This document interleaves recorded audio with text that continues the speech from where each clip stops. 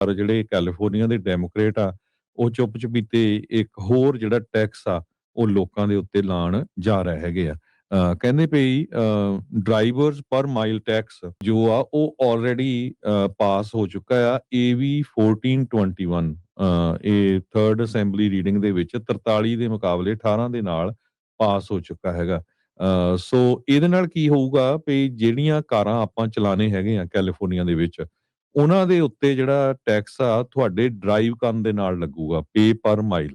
ਜਿੰਨੇ ਮੀਲ ਤੁਸੀਂ ਚਲਾਓਗੇ ਉਹਦੇ ਬੇਸ ਦੇ ਉੱਤੇ ਉਹ ਕੁਝ ਸੈਂਟ ਜਾਂ ਕੁਝ ਵੀ ਆ ਉਹ ਟੈਕਸ ਲਾਓਗੇ ਜਦੋਂ ਤੁਸੀਂ ਆਪਣੀ ਕਾਰ ਦੀ ਰਜਿਸਟ੍ਰੇਸ਼ਨ ਪੇ ਕਰਨੀ ਹੈਗੀ ਆ। ਕਈ ਲੋਕ ਇਹ ਕਹਿ ਰਹੇ ਆ ਵੀ ਇਲੈਕਟ੍ਰਿਕ ਕਾਰਾਂ ਵੱਧ ਰਹੀਆਂ ਪਰ ਇਹਦੇ 'ਚ ਉਹ ਲੋਕਾਂ ਦੇ ਉੱਤੇ ਬਹੁਤ ਜ਼ਿਆਦਾ ਅਸਰ ਪੈ ਰਿਹਾ ਜਿਹੜੇ ਜ਼ਿਆਦਾ ਕੰਮ ਕਰਦੇ ਹੈਗੇ, ਜ਼ਿਆਦਾ ਹੀ ਡਰਾਈਵ ਕਰਦੇ ਹੈਗੇ, ਚਾਹੇ ਉਹ ਖੇਤਾਂ ਦੇ ਵਿੱਚ ਆ। ਖੇਤਾਂ 'ਚ ਬਹੁਤ ਸਾਰੀਆਂ ਜੋ ਇਕੁਇਪਮੈਂਟ ਹੈਗਾ ਉਹ ਗੈਸ ਤੇ ਚਲਾਇਆ ਜਾਂਦਾ ਹੈਗਾ, ਉਹ ਇਲੈਕਟ੍ਰਿਕ ਵੀ ਨਹੀਂ ਹੈਗਾ।